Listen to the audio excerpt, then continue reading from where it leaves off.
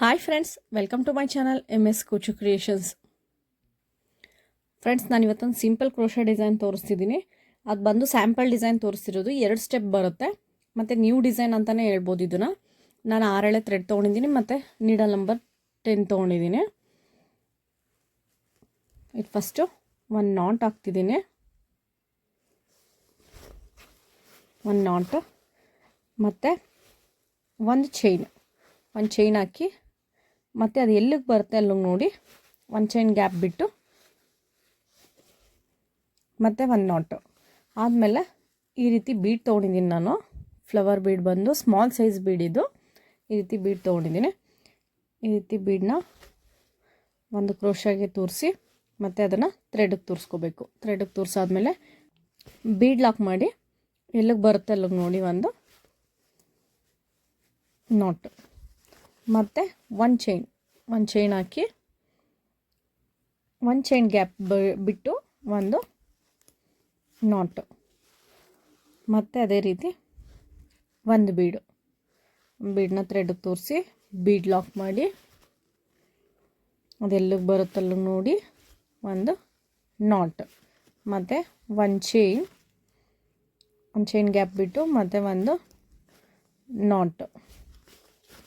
Friends, ಈ design ಬಂದು new design. 2 step ಬರುತ್ತೆ ಮತ್ತು ವಿತೌಟ್ ಕುಚ್ಚು ಬರಲ್ಲ. ಇದಕ್ಕೆ ವಿತೌಟ್ ಕುಚ್ಚಿರುತ್ತೆ. ತುಂಬ ಚೆನ್ನಾಗಿ ಕಾಣಿಸುತ್ತೆ. ಕಾಟನ್ ಸೀರೆಗಳಿಗೆ ತುಂಬ ಚೆನ್ನಾಗಿ ಕಾಣಿಸುತ್ತೆ ಇದು ಡಿಸೈನು.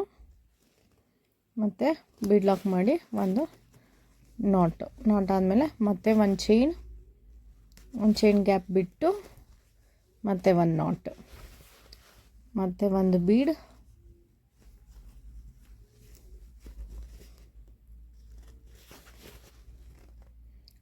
ಬೀಡ್ ಲಾಕ್ ಮಾಡಿ ಒಂದು ನಾಟ್ ಹಾಕಿ ಮತ್ತು ಒಂದು ಚೈನ್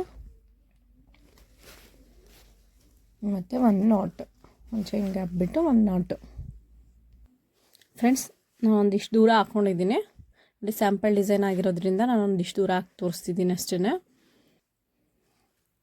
ಫಸ್ಟು ಒಂದು ನಾಟ್ ಹಾಕಿ ಒಂದು ನಾಟ್ ಹಾಕಿ ಬೀಡ್ ತೋರಿಸ್ಕೊಂಡು ಬೀಡ್ ಲಾಕ್ ಮಾಡಿಕೊಂಡು ಮತ್ತೆ ಒಂದು ನಾಟ್ ಹಾಕಿ ಒಂದು ನಾಟ್ ಇದೇ ರೀತಿ ಪೂರ ಕಂಟಿನ್ಯೂ ಮಾಡ್ಕೊಂಡು ಹೋಗಿದ್ದೀನಿ. ಈಗ ಲಾಸ್ಟಿಗೆ 2 ಚೈನ್ ಹಾಕಿ ಇದನ್ನು ಕಟ್ ಮಾಡ್ಕೊಳ್ಳೋಣ. ಮಾಡಿಕೊಂಡು ಈ ರೀತಿ ಹೇಳ್ಕೊಂಡ್ರೆ ಇದೊಂದು ನಾಟ್ ರೀತಿ ಆಗುತ್ತೆ. ಈಗ ನೆಕ್ಸ್ಟ್ ಸ್ಟೆಪ್ಗೂ ಕೂಡ ಇದೇ ಕಲರ್ ಥ್ರೆಡ್ ಯೂಸ್ ಮಾಡ್ತಿದ್ದೀನಿ. ಈಗ ನಾನು ಇದನ್ನು ನಾಟ್ ಹಾಕ್ಕೊಂಡಿದ್ದೀನಿ. ಫ್ರೆಂಡ್ಸ್, ನೆಕ್ಸ್ಟ್ ಸ್ಟೆಪ್ಗೆ ನಾನಿಲ್ಲಿ ಒಂದು ನಾಟ್ ಹಾಕಿ ಒಂದು ಚೈನ್ ಹಾಕಿದ್ವಲ್ಲ ಆ ಗ್ಯಾಪ್ ಒಳಗಡೆ ಹೋಗಿ ಒಂದು ನಾಟ್ ಹಾಕೊಳ್ಳೋಣ. ಒಂದು ನಾಟ್ ಆದಮೇಲೆ ಮತ್ತೆ ಸೂಜಿ ಮೇಲೆ ಥ್ರೆಡ್ ತೊಗೊಂಡು ಇಲ್ಲಿ ಒಂದು ಚೈನ್ ಗ್ಯಾಪ್ ಇದೆಯಲ್ಲ ಆ ಒಂದು ಚೈನ್ ಗ್ಯಾಪಲ್ಲಿ ಹೋಗಿ ಥ್ರೆಡ್ ತಂದು ಮತ್ತೆ 3 ಇರುತ್ತೆ, 3ರಲ್ಲಿ 2ರಲ್ಲಿ ಒಂದು ಅದೇ ರೀತಿ ಒಂದು ಕಂಬ ಹಾಕ್ಕೊಂಡು ಮತ್ತು 2 ಚೈನ್ ಆದಮೇಲೆ ಮತ್ತೆ ಸೂಜಿ ಮೇಲೆ ಥ್ರೆಡ್ ತೊಗೊಂಡು ಈ ಕಂಬ ಹಾಕಿದ್ದೀವಲ್ಲ ಅದರಲ್ಲಿ ಹೋಗಿ ಕಂಬಗಳನ್ನ ಫಿಲ್ ಮಾಡ್ಕೋಬೇಕು.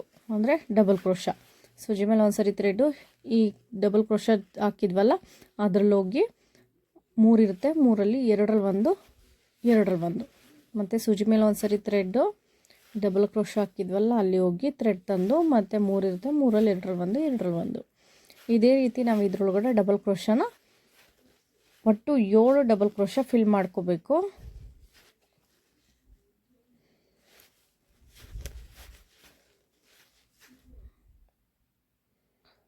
ಸೆವೆನ್ ಆಗಿದೆ. ಇಲ್ಲಿ ಸೂಜಿ ಮೇಲೆ ಒಂದು ಸರಿ ಥ್ರೆಡ್ ತೊಗೊಂಡು ಚೈನ್ ಹಾಕಿದ್ವಲ್ಲ ಒಂದು ಚೈನ್ ಆ ಗ್ಯಾಪಲ್ಲಿ ಹೋಗಿ ಮತ್ತೆ ಥ್ರೆಡ್ ತಂದು ಒಂದು ಡಬಲ್ ಕ್ರೋಶಾ ಹಾಕೋಬೇಕು.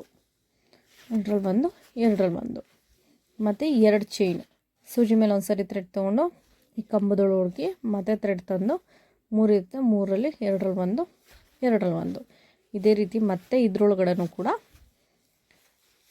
7 ಡಬಲ್ ಕ್ರೋಶಾ ಫಿಲ್ ಮಾಡ್ಕೋಬೇಕು. 3 4 5 6 7 7 ಡಬಲ್ ಕ್ರೋಶಾ ಆದಮೇಲೆ ಮತ್ತು ಸೂಜಿ ಮೇಲೆ ಥ್ರೆಡ್ ತೊಗೊಂಡು ಒಂದು ಚೈನ್ ಹಾಕಿದ್ವಲ್ಲ ಆ ಗ್ಯಾಪಲ್ಲಿ ಹೋಗಿ ಮತ್ತೆ ಥ್ರೆಡ್ ತಂದು ಇದನ್ನು ಕೂಡ 3 ಇರುತ್ತೆ, 3ರಲ್ಲಿ 2ರಲ್ಲಿ 1, 2ರಲ್ಲಿ 1 ಸೇಮ್ ಅದೇ ರೀತಿ ಮತ್ತೆ 2 ಚೈನ್ ಆದಮೇಲೆ ಸೂಜಿ ಮೇಲೆ ಥ್ರೆಡ್ ತೊಗೊಂಡು ಮತ್ತು ಆ ಕಂಬ ಹಾಕಿದ್ವಲ್ಲ ಅದರೊಳಗಡೆ ಹೋಗಿ ಥ್ರೆಡ್ ತಂದರೆ 3 ಆಗುತ್ತೆ, 3ರಲ್ಲಿ 2ರಲ್ಲಿ 1, 2ರಲ್ಲಿ 1. ಇದೇ ರೀತಿ ಮತ್ತೆ ಇದರೊಳಗಡೆನೂ ಕೂಡ 7 ಡಬಲ್ ಕ್ರೋಶನ ಫಿಲ್ ಮಾಡ್ಕೋಬೇಕು. 3 4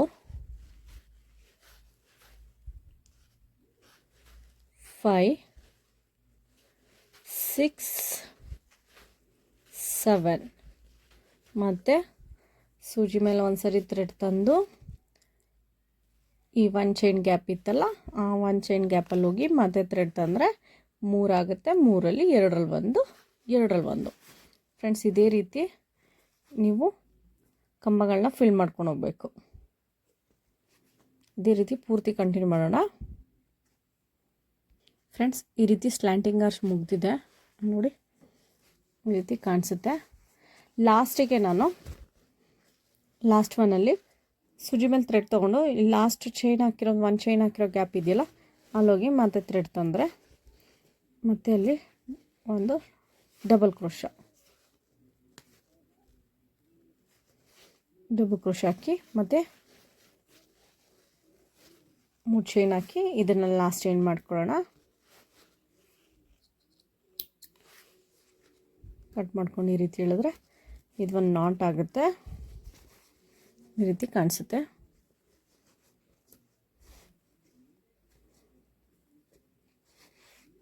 ಫ್ರೆಂಡ್ಸ್ ಈಗ ನೆಕ್ಸ್ಟ್ ಸ್ಟೆಪ್ ಶುರು ಮಾಡೋಣ.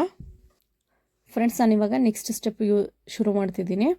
ಈ 2 ಚೈನ್ ಹಾಕಿದ್ವಲ್ಲ ಆ ಗ್ಯಾಪಲ್ಲಿ ಹೋಗಿ ಒಂದು ನಾಟ್ ಹಾಕ್ಕೊಳ್ಳೋಣ. ಅಲ್ಲಿ ಒಂದು ನಾಟ್, ಆ ರೀತಿ ನಾಟ್ ಹಾಕಿ ಸೂಜಿ ಮೇಲೆ ಒಂದು ಸರಿ ಥ್ರೆಡ್ ತೊಗೊಂಡು ಈ 2 ಚೈನ್ ನೆಕ್ಸ್ಟು ಸ್ಲ್ಯಾಂಟಿಂಗ್ ಆರ್ಚ್ ಹಾಕಿದ್ವಲ್ಲ, ಆರ್ಚ್ ಫಿಲ್ ಮಾಡಿದ್ವಲ್ಲ ಅಲ್ಲಿ 2 ಚೈನ್ ಹಾಕಿದ್ವಲ್ಲ ಆ ಗ್ಯಾಪಲ್ಲಿ ಹೋಗಿ ಒಂದು ಥ್ರೆಡ್ ತಂದು 3 ಇರುತ್ತೆ, 3ರಲ್ಲಿ 2ರಲ್ಲಿ 1, 2ರಲ್ಲಿ 1 ಫಿಲ್ ಮಾಡ್ಕೊಂಡು ಮತ್ತು next 1 chain 3 mm round bead ತೊಗೊಂಡಿದ್ದೀನಿ. ಸಿಂಗಲ್ ಬೀಡ್ ಬರುತ್ತಲ್ಲ ಅದು ಮೀಡಿಯಮ್ ಸೈಜ್ದು.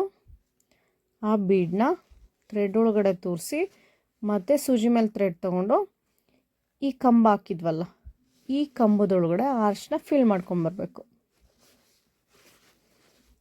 ಒಟ್ಟು ಇದರಲ್ಲೂ ಕೂಡ ನೀವು 7 ಡಬಲ್ ಕ್ರೋಶನ ಫಿಲ್ ಮಾಡ್ಕೋಬೇಕು. 3 4 5 6 7 7 ಡಬಲ್ ಕ್ರೋಶನ ಫಿಲ್ ಮಾಡಾದಮೇಲೆ ಮತ್ತೆ ಸೂಜಿ ಮೇಲೆ ಥ್ರೆಡ್ ತೊಗೊಂಡು ಈ ನೆಕ್ಸ್ಟ್ ಸ್ಲ್ಯಾಂಡಿಂಗ್ ಆರ್ಚ್ ಇದೆಯಲ್ಲ ಅಲ್ಲಿ 2 ಚೈನ್ ಹಾಕಿದ್ವಲ್ಲ ಅದರೊಳಗಡೆ ಹೋಗಿ ಥ್ರೆಡ್ ತರಬೇಕು. ಥ್ರೆಡ್ ತಂದಮೇಲೆ 3 ಇರುತ್ತೆ, 3ರಲ್ಲಿ 2ರಲ್ಲಿ 1, 2ರಲ್ಲಿ 1 ಮತ್ತು 1 ಚೈನ್ ಹಾಕಿ ಒಂದು ಬೀಡ್ ತೋರಿಸಿ ಅದನ್ನು ಥ್ರೆಡ್ ಒಳಗಡೆ ತೋರಿಸಿ ಮತ್ತು ಇದರೊಳಗಡೆನೂ ಕೂಡ 7 ಡಬಲ್ ಕ್ರೋಶ ಫಿಲ್ ಮಾಡ್ಕೋಬೇಕು. 2 3 4 5 6 7 7 ಡಬಲ್ ಕ್ರೋಶ ಆದಮೇಲೆ ಮತ್ತೆ ಸೂಜಿ ಮೇಲೆ ಥ್ರೆಡ್ ತೊಗೊಂಡು ನೆಕ್ಸ್ಟ್ ಮನೆ 2 ಚೈನ್ ಹಾಕಿದ್ವಲ್ಲ ಅಲ್ಲಿ ಹೋಗಿ ಮತ್ತೆ ಥ್ರೆಡ್ ತಂದು 3 ಇರುತ್ತೆ, 3ರಲ್ಲಿ 2ರಲ್ಲಿ 1, 2ರಲ್ಲಿ 1 ಮತ್ತು ನೆಕ್ಸ್ಟು 1 ಚೈನ್ ಹಾಕಿ ಒಂದು ಬೀಡ್ ತೋರಿಸಿ ಮತ್ತು ಸೂಜಿ ಮೇಲೆ ಥ್ರೆಡ್ ತೊಗೊಂಡು ಆ ಕಂಬದೊಳಗಡೆ ಹೋಗಿ ಮತ್ತೆ ಥ್ರೆಡ್ ತೊಗೊಂಡು ಡಬಲ್ ಕ್ರೋಶ ಫಿಲ್ ಮಾಡ್ಕೋಬೇಕು. ಮತ್ತು ಇದರಲ್ಲೂ ಕೂಡ 7 ಡಬಲ್ ಕ್ರೋಶ ಫಿಲ್ ಮಾಡ್ಕೋಬೇಕು. 3 4 5 6 7 ಫ್ರೆಂಡ್ಸ್ ಈ ರೀತಿ ಕಾಣಿಸುತ್ತೆ. ಇದೇ ರೀತಿ ಪೂರ ಫಿಲ್ ಮಾಡ್ಕೊಳ್ಳೋಣ ಫ್ರೆಂಡ್ಸ್. ಲಾಸ್ಟ್ವರೆಗೂ ಈ ರೀತಿ ಆಗಿದೆ. ಸೆಕೆಂಡ್ ಸ್ಟೆಪ್ಪು ಕೂಡ ಸ್ಲ್ಯಾಂಟಿಂಗ್ ಆರ್ಚ್ ಕಂಪ್ಲೀಟ್ ಆಗಿದೆ. ಇದು ಈ ರೀತಿ ಮುಗಿದ ಮೇಲೆ ಇಲ್ಲಿ ಮಧ್ಯದಲ್ಲಿ ಒಂದು 3 ಡಬಲ್ ಕ್ರೋಶ ಬಿಟ್ಟು 4ನೇ ಡಬಲ್ ಕ್ರೋಶಕ್ಕೆ ಒಂದು ನಾಟ್ ಹಾಕ್ಕೊಳ್ಳೋಣ. ನಾಟ್ ಹಾಕ್ಕೊಂಡು ಮತ್ತು 2 ಚೈನ್ ಹಾಕಿ ಕಟ್ ಮಾಡ್ಕೊಳ್ಳೋಣ. ಕಟ್ ಮಾಡಿಕೊಂಡು ಅಂತ ಹೇಳಿದ್ರೆ ಇದೊಂದು ನಾಟ್ ಆಗುತ್ತೆ. ಈಗ ಇದನ್ನು ಎಕ್ಸ್ಟ್ರಾಸ್ ಏನಿದೆ ಅದನ್ನು ಗಮ್ ಹಾಕಿ ಸ್ಟಿಕ್ ಮಾಡ್ಕೋಬೇಕು ಫ್ರೆಂಡ್ಸ್. ಈ ರೀತಿ ಗಮ್ ಹಾಕಿ ಸ್ಟಿಕ್ ಮಾಡಿದ್ದೀನಿ. ಇಲ್ಲಿ ನೋಡಿ, ಈ ರೀತಿ ಸ್ಟಿಕ್ ಮಾಡಾಗಿದೆ. ಲಾಸ್ಟಲ್ಲಿ ಈ ರೀತಿ ಕಾಣಿಸುತ್ತೆ. ಇಲ್ಲಿ ಬೇಕು ಅಂದರೆ ನೀವು ರೌಂಡ್ ಬೀಡು ಕೂಡ ಯೂಸ್ ಮಾಡ್ಬೋದು. ಸ್ಮಾಲ್ ಸೈಜ್ದು ರೌಂಡ್ ಬೀಡ್ ತೊಗೊಂಡ್ರೆ ಚೆನ್ನಾಗಿ ಕಾಣಿಸುತ್ತೆ.